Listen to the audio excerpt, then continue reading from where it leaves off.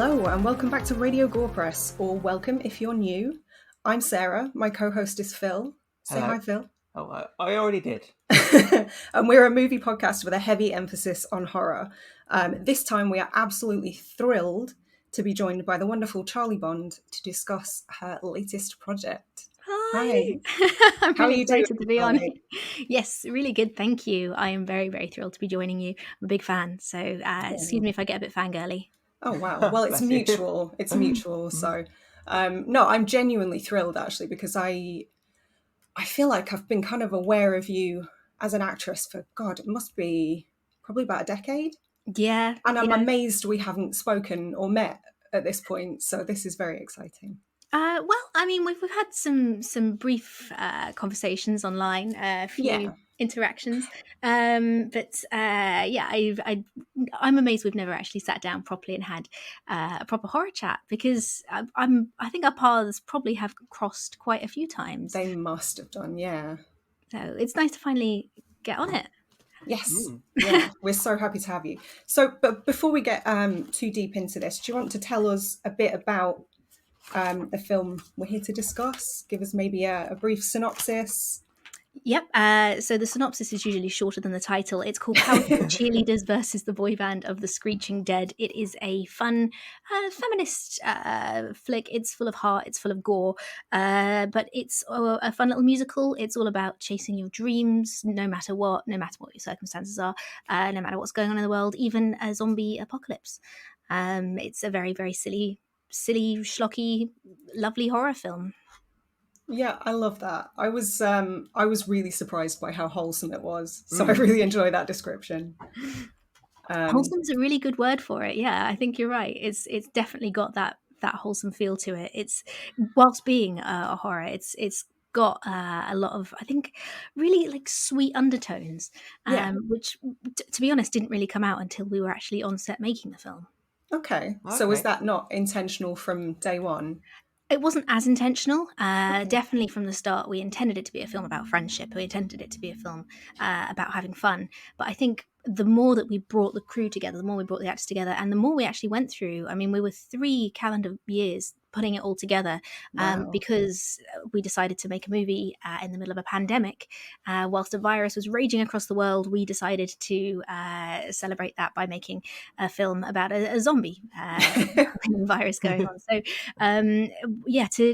to actually go through that as a team, and all the challenges that brought on, and there were many, I mean, making a movie is hard enough, but when you have that kind of adversity thrown at you, it really pulls the team together. And I think there are moments that are just so pure, and we're looking at each other just with desperation, because we're like, this is the 3 hours that we've got to spend together, because this venue is about to kick us out because they don't want more than 8 people in a room together. So yeah, it's lovely, and I think that came about so much more on set than was ever anticipated, but definitely was written in originally. That's great.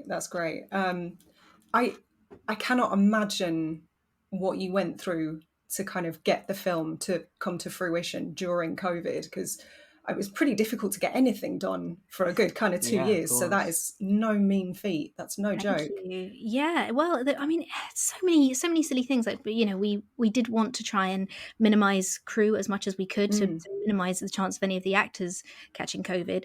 So whilst we, testing as much every day, we were keeping crew down. So there was myself, my partner James Hamer Morton. There was Pat Higgins right at the start of the shoot, and we were doing everything, down to catering, down to costume and makeup, and doing every single role. We didn't have any runners, which for any size horror film is, or any size film at all, is a terrifying prospect, and so certainly would definitely try to avoid doing that again now. But just having someone on set to be involved and to kind of pull things together when you physically can't be around, and as the world opened up a little bit, we started to bring more crew in for the end of the shoot. We finally brought in a line producer, and we started to expand. But right at the start, I mean, we were a tiny crew, which for such a huge concept of a film was mental. So there was that. Then we had venues dropping out on us just because they didn't like, they weren't. Even though to work you could certainly you could certainly bring people together, Mm. but they just weren't sure about it. They weren't sure on the regulations. They didn't want to come across any fines themselves for hosting lots of people together. Yeah, of So we'd have course. venues drop out last minute, and we just had to roll with it. Really, think on our feet and just keep momentum going. We didn't want to kind of stop. We didn't want to bum anybody out, so we just had to keep rolling with the punches. Yeah. Which there were many really, really, really unique ones for the time, I I think. can imagine, yeah. You've actually kind of half answered one of the questions that I had, Mm, actually, which was I did see a few of the names in the credits were kind of doubled up. And obviously, you're mm, not only kind of leading the film, but also credited as producer. mm. A lot of you did seem to be wearing a lot of kind of proverbial hats. Was that as a direct result of the COVID restrictions, or was that something you'd always intended? Well, I always intended to produce the film right Yeah. from the start. Okay. I knew I was going to produce it. I'd been looking with my company Deadlocked Entertainment for quite some time for the right project to do as our first feature, Hmm. and I've been behind the scenes for as long as I've been an actor. To be honest, I think that's always the way in indie film. You do end up wearing a few hats as you go. Mm. And I'd been involved in production for quite a long time, and I'd worked with a few producers, and I kind of thought, well, I've been around so many people doing this, and it's about time that I started doing it because I think I probably could, which was very confident and cocky and foolish and idiotic. And so I threw myself into it. But I saw that Pat Higgins had tweeted about this script that he'd abandoned long ago for being nonsense, and I saw that and I thought, well, I think that's not nonsense. I think that's bonkers and brilliant, which was Powertool Cheerleaders versus the Boyband of the Screeching Dead. And I thought I'd like that to be our first movie. So I asked him if I could produce it, and he said yes. And I think as well, I'd wanted to produce something for myself as a vehicle. I've been working in horror movies for about 15 years, and I've done a few lead roles, but I've never Mm. done anything that I think had as much me in it as I think this film has. And yes, being an actor and playing other characters is wonderful, but I'd wanted to play a role that I think was more reflective of my personality. Okay. So that's kind of how the part for for this came about, how Emily came about, and that I just wanted to do something that was a bit more, I think, representative of not just myself, but I think other women I know in Mm. general. Horror movies are generally, I think, wonderful at encapsulating female characteristics in written roles. Generally, but they can also be incredibly tropey. Yes. And that's, I understand why, when you're taking a chance, when you're making your first movie, as so many horror movies are, that a lot of filmmakers will go for a horror film as their first time film, because a lot of people think it's easy to do. Yeah. And they, again, just overconfident and cocky. It's one of those things, and they tend to sell really well around the world, so people go for a horror. And because you're taking a gamble on a movie, you have to try and sell the story really quickly. So people, much like pantomime, they use the same characters that everybody knows. They know Mm. the dame, they know the villain, they know the princess. So they pull those tropes together, and and make try to make a unique movie with the same characters. And I felt I was playing the same characters quite a lot, and not necessarily representative of me or my friends. Yeah. And I wanted desperately to make a movie. I've seen so many horror films that I've sat and watched and thought, yeah, well, this is great, but I don't know that woman is necessarily representative of me. She's not rubbish and complicated and weird. She's lovely and funny or intelligent, but not a bit of a mess like me and my friends are. Yeah. That's how those characters came about. No, same. Very relatable. Mm. Kind of with that in mind, then was the script kind of concrete from the start, or did you, as a producer and as the lead, have much input into kind of characterization? Yeah, I'd seen the script and worked with Pat quite a few times.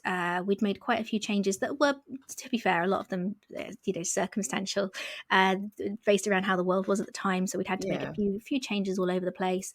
And as we brought cast in as well, when we brought in Danny Thompson, we'd actually originally talked about Danny being one of the cheerleaders, but the more that I've worked with Danny on various projects for years, and I thought, I see her in a truly enjoyable villainess role, which I don't see her in too often. Something where she can really relish being a standout character. So then she went from being one of the cheerleaders to being this kind of iconic cheer coach, and she's honestly, she has one of my favorite moments in the film is, without spoiling it, how she meets her fate. And I just, the more that we were working with the actors, the more we started to workshop the script, and so changes were made on that. And I think not just based on input from me, but certainly from the characters that we were bringing on, from the actors we were bringing on, the script started to refine. And that was quite a unique process because we had so long to work on it. We were able to really, really develop it in that way. That's really interesting. I think that often kind of results in the best sorts of movies with the most nuanced characters, is when it becomes maybe a bit more of a collaborative effort. Completely. And Pat Higgins is a wonderful, wonderful writer. I mean, I've been desperate to work with him again for years, and he wrote the first thing that I ever appeared in, which is Strippers versus Werewolves. Yes, I remember it well. Which is a disaster of a movie, but the original script for it is just gorgeous. He's a very, very, very talented writer. So I'd wanted to work, and I'd seen a couple of his projects before, I've seen a few of his scripts, and I really, really wanted to work with his writing again. So to have that opportunity and to have some input, but I mean, his way of writing the story, I mean, he teaches it professionally, like he knows script writing. Wow. So to actually work with him on it was a real pleasure, because there was never a moment that I was kind of stuck for what are we going to do now. He'd pull something out and be like, well, we'll do that. Okay, great, cool, you've got that covered, right? So I'll leave you to that. I will worry about how I'm going to clothe all of these cheerleaders on a no budget. So it was brilliant, very, very lucky to work with him. So you felt like you were in safe hands. Very much so, very much so. That must be really comforting. I've never worked kind of in or on a film set, but that, I think, I don't know, that must be so important. Completely. And he is very good at taking on board advice from other people without having that feeling of, well, he's not super precious. He's very confident to say this is what will work and this is why we're using these devices in the script. But if somebody is bringing me something, let's look at it, let's incorporate it, let's work with it, which is actually, it's very unique. I've worked with a lot of script writers that are very solid, well, no, this is how it must be.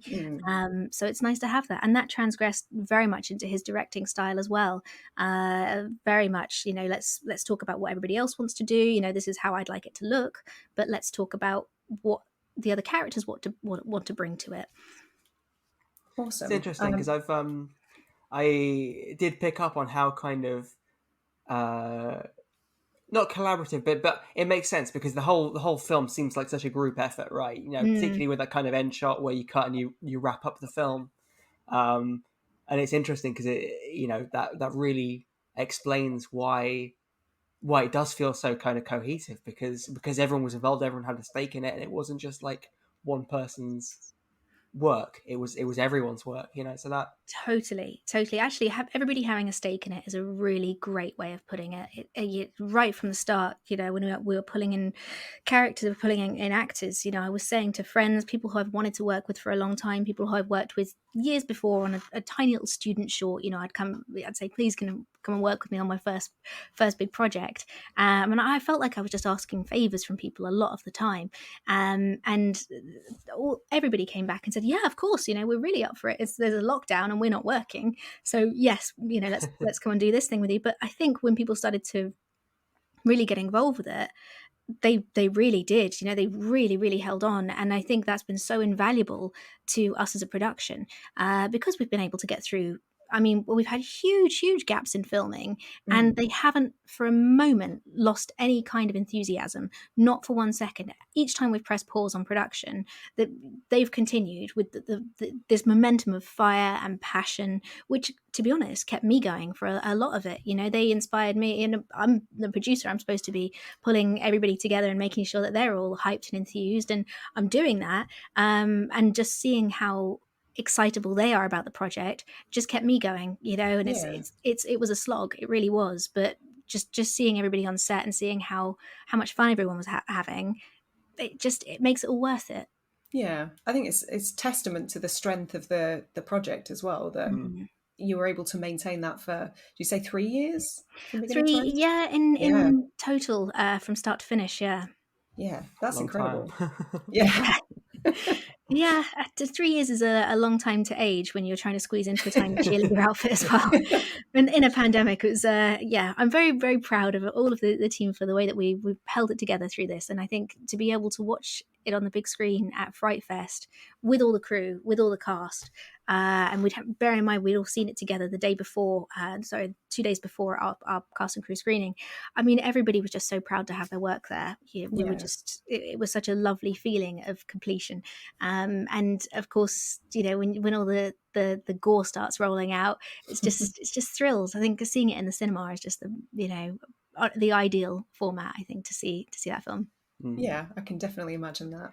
Yeah, it does seem very kind of like one of those films that kind of rewards a group viewing and everyone kind of being hyped up by everyone else. Yeah. Completely. We've got a few festivals that we're lined up for this year, and we're trying to go to every one, each one that we can, because just to sit in the crowd and hear that and hear. I mean, people do get really excitable with it. It's just silly. It's really, really silly, and it's the thing that I heard it compared to by one of the other directors who were at Fright Fest. Mentioned they went to like a shout along of Evil Dead a few months ago, and like everybody's every like join us or whatever, everybody's shouting, everybody's excited, and it has that vibe. Just it's silly and fun. Yeah, definitely. I think that sounds like a lot of fun. So was Fright Fest the premiere, so to speak? That was our worldwide premiere. It was the first time anybody outside of our circle has seen it, which was terrifying, really terrifying. Outside of reviewers, outside of the cast, outside of the crew, it was the first time real people who have bought tickets to go and see it. Petrifying, absolutely terrifying. But it went down really well. I think we were very over worried. We gave everybody a lollipop that we'd spent. I mean, we were up until 3 a.m. the night before making. Taking little lollipops and sticking pom poms on pipe cleaners to its hands. Oh my gosh! Just we went so overboard, just to make sure everybody had a lovely time. And yeah, I think it worked. It's the lollipops I'm putting it down to. I don't know. I think it's largely the film itself. I've seen some of the positive reception online. Actually, it's really, really heartwarming to see. It is, for such a low budget film as well. And when I look at it now, I mean, when you first see your film, I was lucky to sit the whole way through the editing process. I was watching every single moment of it. And right at the start, when you see it all, the first assembly, every single time with the film, it's immediately, wow, this is a dumpster fire. I'm just walking away from this. This is horrendous. And then the more that you see it actually coming together and looking like a film, it suddenly starts to take shape and it's exciting. And still I look at it now and I think, oh God, there's so many little bits that I'd like to tweak, or there's so many things that I wish we'd had more time for, or I wish we'd had a bit more budget for. But for that kind of low budget film, it's had such great reception. I really wasn't expecting it. To be honest, having been in the industry for 15 years and have a lot of my work slagged off, it's been so nice to see so many nice things said. It's very rare for me. Oh, bless you. Well, I'm going to emphasize that we are big fans. So we are merely here to be sycophantic yes men, because we think you're wonderful. I appreciate it. Thank you. Thank you for watching. It's an interesting one to take a chance on. No, I had a really fun time with it. Myself and my partner watched it last night. I wasn't anticipating the musical element. I'll be honest. That came as a surprise. Okay. We probably maybe need to work on my branding on that a little bit more. But yes, it is a musical, and it was never designed to be like a kind of like a Grease style musical where the story, like show tuney. No, it was always meant to have great pop songs in it, that were kind of incidental and sort of drove the story forward a little bit. And because why not? At this point, we were already invested in making a really mental movie. So adding a musical element, when that came up as conversation, it was just like, I've got these, the start of some songs I've been writing, and I really think we should make it a musical. It was immediately like, yep, right, at this point, yep. sure, what else can we throw at this, because it's, you know, it's bonkers. And I love it. There's some of the songs have just been, I mean, I've been hearing now for years, basically, over and over and over again, and I love them. I love the soundtrack. I think, I mean, in terms of the plot, it makes total sense, with the whole kind of, I think I saw it described as Battle of the Bands, but it's kind of more of an X Factor type thing, isn't it? That's right, yeah. But yeah, that makes absolute sense. So as soon as I got past the whole, oh, songs, okay, I was like fully on board. It was very enjoyable. And also to that end, like the credits kind of utilizing the comic book imagery, I think that serves to set the tone really nicely as well, because it is a very kind of brightly colored, larger than life kind of a thing. So I really enjoyed that. Oh, I'm really pleased. So the credits I'm particularly pleased with. The animations at the start are done by an artist called Joey Draper, who is the lead singer in one of my favorite bands called South of Salem, and that was a bit of a coup, like a bit of a metalhead. And when we'd been speaking for quite some time, and I did a music video for him called Pretty Little Nightmare, playing sort of a Tim Burton-esque sort of dolly romantic figure. And he and I were talking his, big love of filmmaking, and a filmmaker himself. And he'd asked if there was any way he could help, and he offered to do a bit of artwork. And originally he was like, even if it's like fan art stuff that I can do that will help you in promotion. And I saw the stuff that he was starting to pull together, and I was like, that's our credits. Those are gorgeous. They're just so much fun, and they're so pretty, and they're so well done. So luckily I was able to utilize that. And I mean, this movie's been pulled together by some incredible favors for some brilliantly talented people. Yeah, I did love that. It's as I say, it really does help to set the tone quite perfectly. So that was great. I'm glad. What was your favorite song? Oh my god, I have a few written down. Oh, go on then. I loved Superdoomed Love Story. Really? And I think it was called One of the Good Ones as well. Oh yeah, those are two kind of standouts that I really enjoyed. I'm glad. I love One of the Good Ones. All about those nice guys. When I started reading the lyrics for that, those nice guys that are just, truly, they want to be a friend, and they're not like those other creepy guys, but of course they are, because they're monsters. That was just such a brilliant concept for me, and to see it performed as well. The three guys absolutely nailed it. I love it to bits. Was it everybody? Was there any dubbing involved, or was everybody actually doing the singing? Yeah, everybody That's really did their impressive. own singing.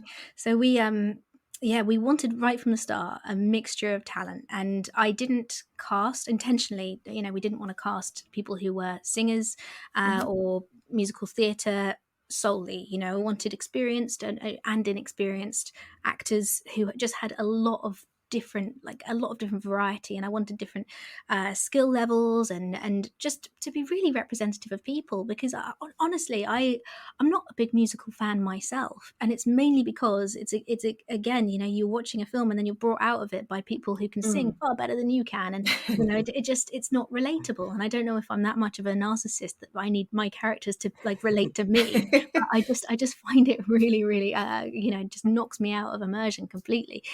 So I wanted this, to be singers who could maybe sing a little bit, could hold a tune, but certainly, didn't have that kind of high level of musical theatre training. And then a lot of actors turned up, and they were incredible, which I wasn't expecting. We have an amazing singer, a girl called Megan Rose Buxton, who's one of the cheerleaders, playing Olivia, and we knew she could sing. She's a country singer, and she, in her own right, she does a beautiful. She's an incredible country singer, and Carrie Thompson as well. She's a musical theatre performer that I'd known for a long time, had worked with before. I knew these people could sing, but then there were people who were completely stand out to me that I just like. Danny Thompson came in and just nailed her. She had a solo all by herself, and she was just, a solo all by herself is a pointless thing to say. I realised, but I told you I could babble. She just knocked it out of the park. She was absolutely incredible. So to have such an amazing range of talent at so many different levels, and we had so many different styles of music as well. We had a screamo track, we had a kind of a ska track, and everybody just rose to it. no sense of like, oh, it's not the sort of thing I'd sing in. They just went for it. It was great. Amazing. That's awesome. So I kind of got the vibe through some of the dialogue that maybe was kind of a comment on perhaps individuality versus conforming, or maybe conforming whilst maintaining your individuality. Was that something you thought about? Yeah, absolutely. I mean, we were discussing at the start of the process about these cheerleaders, and are we going to have a huge group of cheerleaders that are all this kind of carbon copy, like that was never going to be an option. We wanted to have completely unique characters, and we wanted to make a statement about this as well, and about having personality, and just making a statement that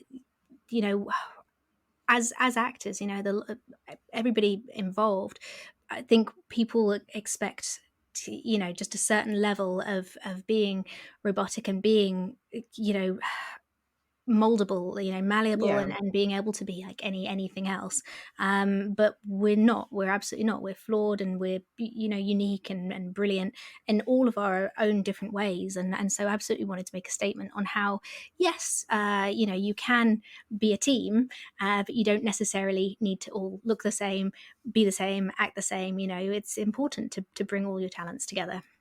Yeah, I appreciate that a lot. I have to ask, I was watching this and kind of slowly starting to feel like, oh, this kind of, I'm kind of getting trauma vibes. And then lo and behold, Uncle Lloyd shows up. How did that come about?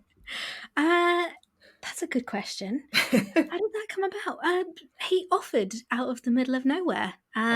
He got in touch with me and asked if he could do a cameo, and I think he'd seen our Kickstarter floating about, so we crowdfunded the majority of the money, and with a really, really successful campaign, and we were really, really working hard for that as well. A time where people just weren't spending money. It was the very beginning of the pandemic, and we were just, we were doing Facebook Lives every single day, getting on and like doing shots for every donation, which was really just a really, really crazy time, just to kind of get every penny that we could towards making a bit of art. Really rubbish time, and he'd seen that, and I think he was quite he thought it was quite funny, and so he asked if he could get involved, and immediately, I'm a big fan of Troma.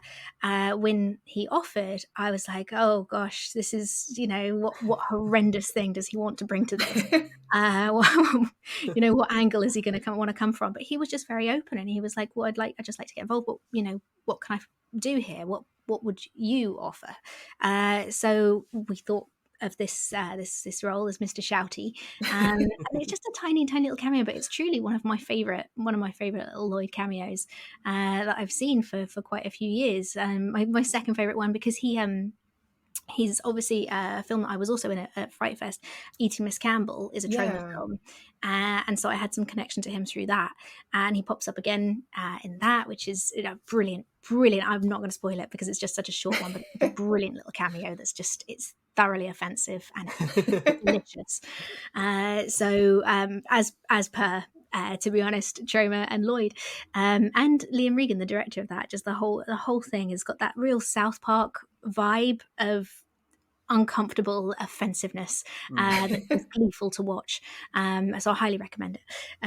Hard to come by these days as well. It is. I think, there's a lot of the feeling, I think, of people do want to make sure that they are being respectful, and not do anything that could upset or hurt anybody. And people call it cancel culture, but I think people are just very, very much more aware, if you like, or woke, and don't want to cause any kind of pain or anything that could offend someone. But I think when someone goes full balls to the wall, like South Park, for example, or Liam, and just goes, well, I'm going to offend everybody. I really think there's something joyful in that, because it's bleak and it's nihilistic, and it's like, well, we're all screwed, and the world's a mess. So let's just have fun with it. And I really like that style of filmmaking.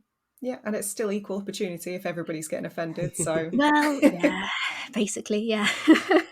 No, I think you're right. The cameo the cameo did throw me. I was saying to Sarah just before we started the interview. I watched Guardians of the Galaxy last night, Right. and I was like, oh, hey, it's Lloyd Kaufman. And then watched this one and thought, wait, is that? It really threw me. I think he's going for some kind of record. It does seem that way. Shoehorn himself into as many cameos as possible. But I absolutely adore him. I think he's brilliant. And he's truly inspiring. And I'd auditioned for him a few years ago for Shakespeare's Shitstorm. Okay. And so it wasn't to be, but we'd stayed in touch. So when he'd asked to come and get involved with this, I was, to be honest, quite flattered. So it's just like, yeah, of course. I mean, it's probably going to be something horrendously offensive. And I was just amazed I was delighted that it wasn't. He was just very open to it, which I thought was remarkable. Yeah, he seems like a good dude. I like people who kind of have clearly done fairly well for themselves and put the ladder down. I think he exactly. provides a lot of opportunity, so seems like a good bloke. Yeah, that's exactly it. I love that phrase. And it's that kind of, once you kind of get through the door, you jam your foot in and pull everybody else in kind of thing. I really respect that. And he does, he does a lot of that and releases a lot of his movies, for free, just to get them out there, to get them shown and to get people's work out there as well, which I really respect. Yeah, if only there were more like him in the industry. It'd be a more pleasant place, I'm sure. Yeah. So obviously, we've mentioned a couple of times, you were also a producer on this project. Is that something you would like to do more of going forward? Yes, absolutely. I love filmmaking. I think having been an actor in indie movies for such a long time, you do get involved. You just do, and I've been in films that halfway through the filmmaker has had some issues or a breakdown or whatever and decided to drop a project, and I've gone, well, no, let's not do that. Let's work together. Let's pull it through production. So you do end up doing a bit of production and along the way, and I love the project management side of it. I think this is a really sick thing about myself, in that I love it when there's a bit of disaster and there's like it's problem solving. I think it's the normal, like, put that on my CV term. That's my LinkedIn skill. But I like it when everything goes to absolute hell and you have to think on your feet and you have to go, okay, well, this is what we've got. This is how we need to fix it. I think it's for me, on a personal note, it just pulls me out of whatever's going on in my own head. I find it very, very grounding, very, very, very centering. And suddenly, like, nothing else matters. All that matters is disasters happened and we need to get through it. I just love it. I thrive off of that kind of stress. Something very inherently wrong with myself. Do you have any more projects on the horizon that you're going to be looking at producing or even acting in, or anything else for that matter? Yep. So I've got quite a busy slate ahead of me, which is always a pleasure to say. Yeah, that's great. Seldom happens. So as an actor, I've got a couple of acting roles coming up in the next few months. I've got a couple of nice little gigs, which is interesting. I haven't got an agent at the moment. I've been without an agent for quite a few years now, and just been kind of jobbing along, doing my own thing, and working quite a bit. But I'm kind of keeping an eye out and start thinking about applying to someone who can, do a bit of the work for me, the more that I'm working on other things. So yes, I've got a couple of other nice little parts as an actor. As a producer, I've just finished making a short for a series called Virus Detected, which is an anthology. It's a sci-fi horror anthology produced by Chris Josty. So that's brought on a load of horror and indie filmmakers, all to do a segment that are kind of vaguely post-apocalyptic, when the electrical storm has happened and all the machines have come to life. Sort of one of those every filmmaker gets an object kind of thing. So we just produced one called Mic Drop, and we've just finished post on that. And then I have a slate of 5 movies that I'll be looking to make, hopefully before I shuffle off this planet myself. And now my 5 kind of core dream movies. I have just about the right finances lined up with various producers to make them. One of them is a period horror. One of them is a sci-fi horror, a sci-fi thriller, and another period film, though non-horror, and finally a comedy.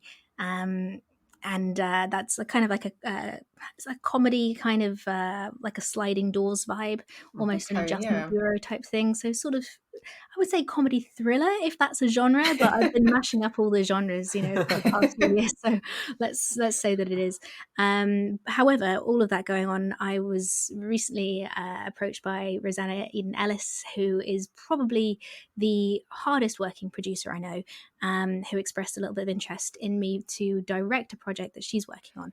And if you don't know Rosanna Eden Ellis, she probably knows more about film than anybody I've ever encountered in my lifetime. She is an obsessive, and so she was throwing, I think, my name around for a project that she's working on as a director, which is a huge step for me. I've directed a couple of smaller things, and certainly been involved in direction in other aspects and in corporate things that I've worked on with my production company. So yeah, that's quite an exciting step, and it's one I'd like to. I enjoy being behind the camera a lot, and being able to kind of focus on the way that things look. And I think, having worked recently with quite a few female directors, I think it's something that I can really appreciate is when you are on a set, and you do have to shout a little bit louder. You do have to work a little bit harder to be taken seriously, and it's something I really respect. So to join that and become a director and be working a little bit more in that line is very exciting, very daunting, but definitely very exciting. I can imagine it being daunting, but that is incredible news. Yeah. Well, I, for one, am very looking forward to you smashing that glass ceiling, seeing more of you in front of and behind the camera, hopefully. Now, before we wrap up, is there anything you want to say about the film? What's your next festival? Where can people hope to catch the movie? So the next one that I'm allowed to announce, because we know we've got into a few, but they haven't released their lineups yet, so I don't think I'm allowed to say. But the Dead of Night Festival, which is just by Liverpool, is one that we are playing next. I think it's Southport, which is just by Liverpool. We are on the 2nd of October, I believe. That's a really fun festival. Again, that's another one that we are playing at with Eating Miss Campbell. So just it's a good opportunity to go and hang out with Liam and talk about horrendous movies, both being in them, producing them and watching them. It's a really great festival, and we're looking forward to playing that one.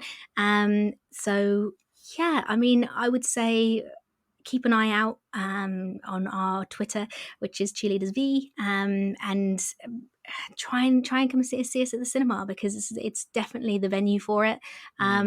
It sounds like it's a bonkers film. Like, to see it's not a traditional musical. It straddles a lot of genres. It really does. But I think it's worth a watch. And as a producer, just say about my own project, I think it's worth a watch. I think it's a really unusual one. I genuinely don't believe there's anything quite like it out there. And to come away from a horror film with such a feeling of like, that was nice, is a really weird sensation, and I highly recommend it. Yeah, and to come away feeling like you've seen something truly unique as well is so rare. Yes, yeah, for sure, absolutely, yes. And my only kind of wish for it is that people don't start to abbreviate its name. It is in fact Powertool Cheerleaders versus the Boyband of the Screeching Dead, and we won't settle for Powertool Cheerleaders or any kind of other iteration of it. It's the full title or nothing. I can appreciate that. We'll be sure to credit it in full. Thank you. Well, it's been an absolute joy to talk to you. Thank you so much for giving us your time. I'm so stoked that we got to see the movie as well. And I can't wait until it's on some kind of general release and people can enjoy it. Thank you. Me neither. Can't wait to get out there. Thank you so much for having me on. It's been a pleasure. Yeah, you're welcome. Awesome. Thanks so much. Bye, guys. Bye-bye.